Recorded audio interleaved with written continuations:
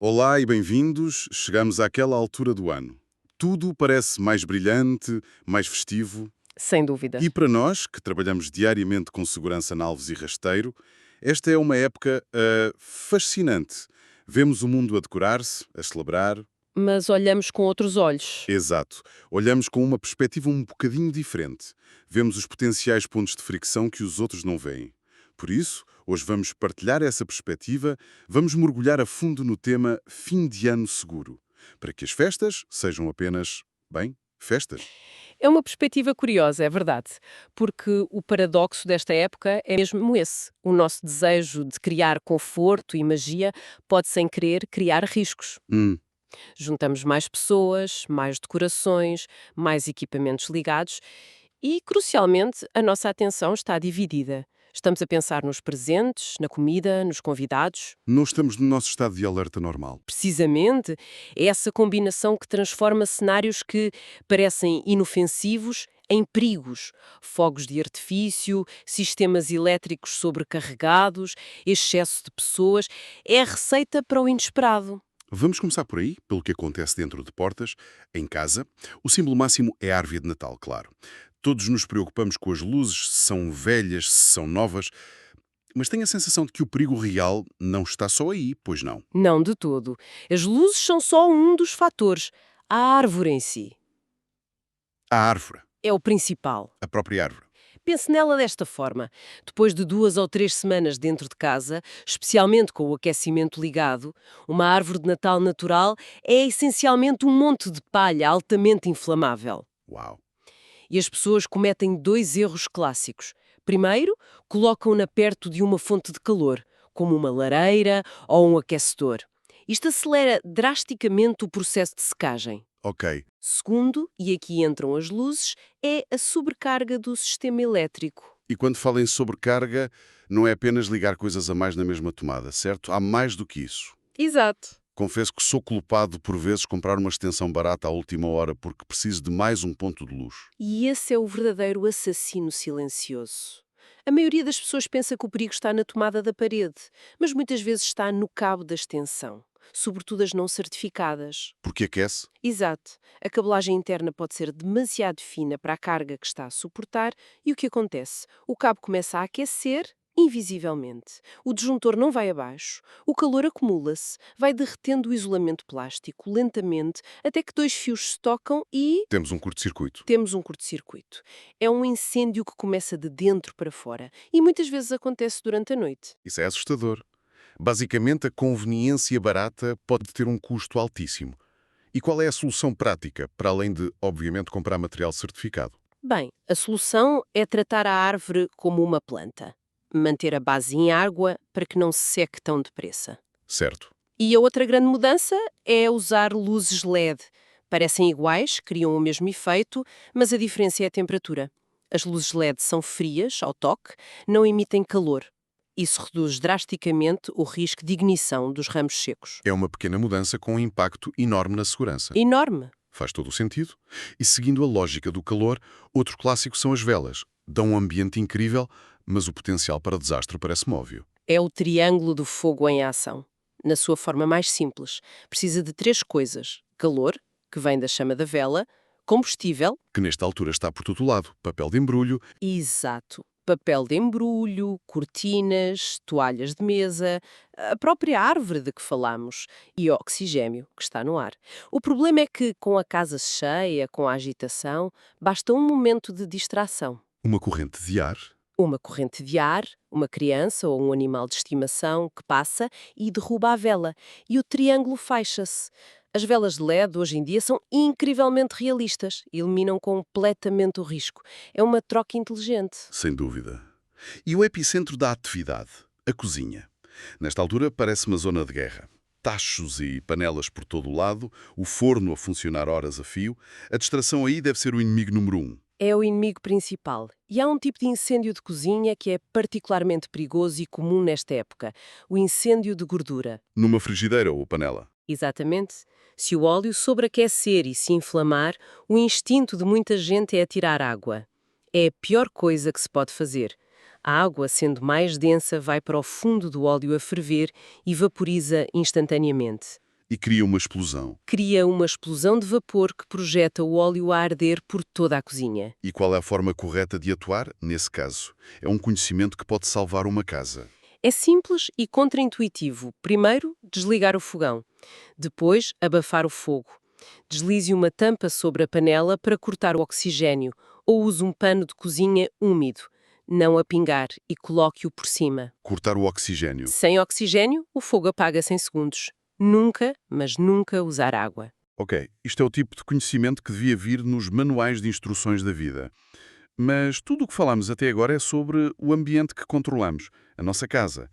Isso faz-me pensar noutra escala. E as festas de empresa? Os jantares em restaurantes? Os eventos de passagem de ano em hotéis? Aí a responsabilidade é imensa. E as variáveis são outras. Como é que a abordagem muda quando se é responsável por 200 pessoas em vez de uma família de 5? A abordagem muda de reativa para proativa e de informal para profissional e regulamentada. Em casa, a prevenção baseia-se em boas práticas. Num espaço público ou empresarial, é uma obrigação legal.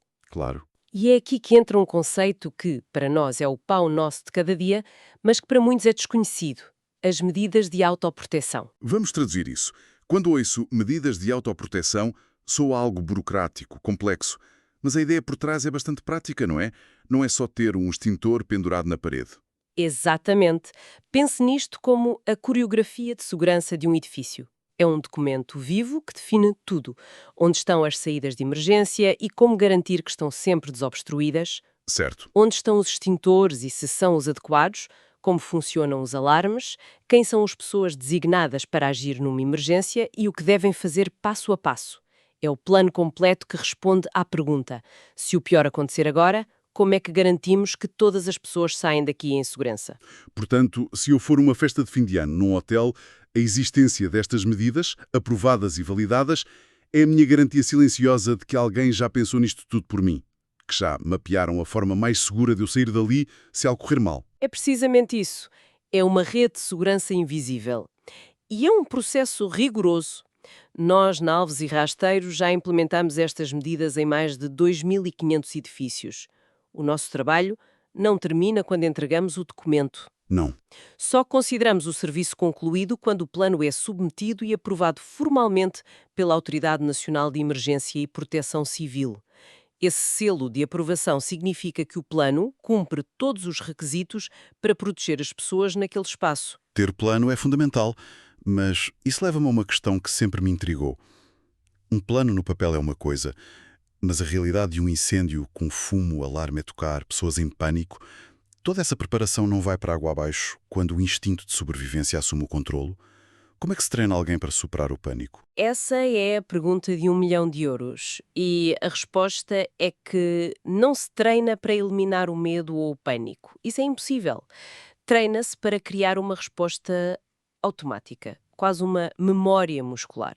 Uma memória muscular. O objetivo da formação não é criar heróis, é garantir que, sob stress, a primeira reação de um colaborador não seja ficar paralisado, mas sim seguir um procedimento simples e treinado.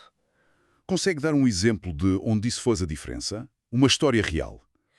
Lembro-me de um caso numa empresa de tecnologia. Para a festa de Natal, o pessoal de um departamento decidiu, com a melhor das intenções, decorar a sua secção. Colocaram luzes e grinaldas em cima de uma grande estante de servidores informáticos. Para dar um ar festivo. Para dar um ar festivo. Ninguém se lembrou que aquele equipamento, embora não tenha uma chama, é uma fonte de calor constante. O calor dos servidores ao longo de várias horas foi suficiente para provocar a ignição das decorações de plástico baratas. Um ponto cego completo. Ninguém pensaria nisso. Precisamente. Mas um colaborador que tinha tido formação de segurança recentemente passou por lá, sentiu um cheiro estranho a plástico queimado e, em vez de ignorar, foi investigar. Uhum. Viu o pequeno foco de incêndio a começar e a sua formação entrou em ação. Não entrou em pânico. Sabia onde estava o extintor de CO2 mais próximo, crucial porque, sendo um incêndio elétrico, usar água seria um desastre. Acionou o alarme manual que estava ao lado e, em menos de 30 segundos, controlou o princípio de incêndio antes que ativasse os sprinklers. Que teriam destruído milhões de euros em equipamento. Exatamente. A formação não o tornou o bombeiro, mas deu-lhe o conhecimento para tomar 3 decisões corretas numa situação de stress extremo. Isso ilustra perfeitamente a diferença. E para testar essa memória muscular em toda a organização, entram os simulacros. Os simulacros são o teste de fogo, literalmente. É onde se verifica se a coreografia de segurança funciona na prática. Permitem-nos perceber se as rotas de evacuação são eficazes, se as pessoas sabem para onde ir. Se os líderes de evacuação assumem as suas funções. Lá está. Mais do que testar o plano, os simulacros servem para inocular as pessoas contra o pânico. Ao vivenciar uma emergência controlada, a situação real torna-se menos assustadora e a resposta mais eficaz. A lei define a frequência, mas recomendamos sempre, no mínimo, 1 por ano. Estamos a chegar ao fim. Se tivéssemos que destilar esta conversa toda numa ideia central, qual seria? Para mim parece que não se trata de ter medo das celebrações, mas sim de respeitar os riscos, compreender o porquê por trás das regras. Exatamente. A mensagem principal é que a segurança não tira a magia à festa. Pelo contrário, é o que a garante. Permite que celebremos de forma livre, descontraída, porque sabemos que existe uma rede de segurança. Seja ela uma simples verificação a um cabo elétrico em casa ou um plano de emergência completo num evento. A prevenção é o que permite que as únicas memórias que fiquem sejam as boas. É isso mesmo. E essa prevenção, especialmente em espaços maiores ou eventos, claramente não é algo que se possa improvisar. De modo algum. E é por isso que existimos, para garantir que uma casa, uma empresa ou um evento de fim de ano está verdadeiramente seguro. A Alves Arrasteiro oferece um serviço completo, desde a consultoria e inspeções técnicas para avaliar os riscos, até à implementação de medidas de autoproteção e à formação prática das equipas. Nós ajudamos a construir essa rede de segurança. Para quem nos ouve e ficou a pensar na segurança do seu espaço, do seu negócio ou da sua equipa, o caminho para saber mais é simples. Basta visitar o nosso site em www.sce.pt. Lá está toda a informação sobre o que fazemos e como podemos ajudar. Fica então o convite. Da nossa parte, só nos resta desejar a todos umas festas excelentes, cheias de alegria e, acima de tudo, em completa segurança. Boas festas! E talvez deixar uma última reflexão. Nesta época de balanços, a pergunta a fazer não é apenas a minha casa ou o meu trabalho estão seguros, mas sim, eu e as pessoas à minha volta sabemos o que fazer se o inesperado acontecer.